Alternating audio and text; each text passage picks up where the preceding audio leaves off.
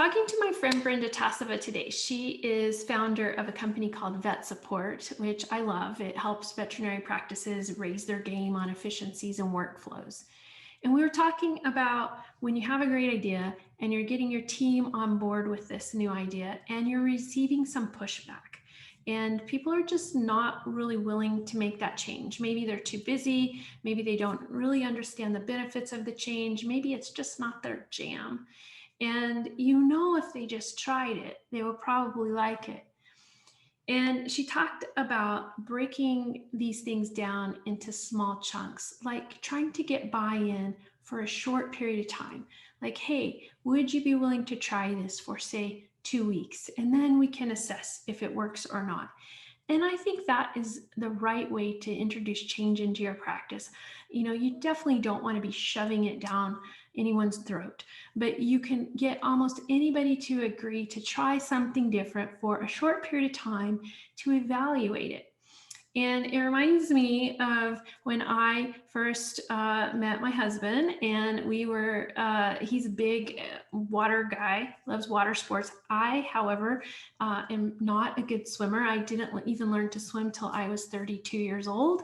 I have a fear of water. Like we had a boat, we would go to the lake here in Colorado, and I would wear my life jacket all the time, and I would float in the water, and that's like about the extent of it for my comfort level. And he wanted to get me to water ski. Like, that's never gonna happen. So one day I was, we're out on the lake and I was floating about in my life jacket, and he threw me the cable to the rope you hold on when you ski with. And he's like, hey, just put this rope in your hand and see what it feels like. And I'm like, well, I could agree to that. So I put the rope there. He's like, how about if I just pull you with the rope with my hands and you could see what that feels like to have the water kind of coming at you? I'm like, well, I could agree to that. So we did that. Then he threw me a couple of skis and he's like, why don't you just put the skis on your feet and see what it feels like? And I'm like, well, I suppose I could agree to that. So I put the skis on.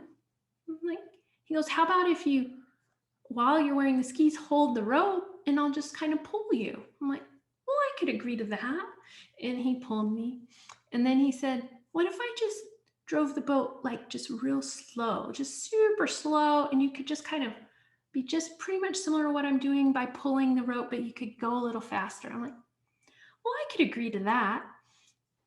So we did that. And then he said, what if I just hit it just a little bit, just to pop you up? You could just try it once. Like, if you don't like it, you can stop. I'm like, well, I suppose I could agree to that. And would you believe it? I was up water skiing before I even knew what I was doing. So it just shows you that sometimes it's these baby steps in getting your brain acclimated to the fact that you can do this, but you can't do it all at once. So I leave you with that, because we all have to think about how to incorporate change on a daily basis in our veterinary practices, and take it in small bits. See if you can get up and running before you know it.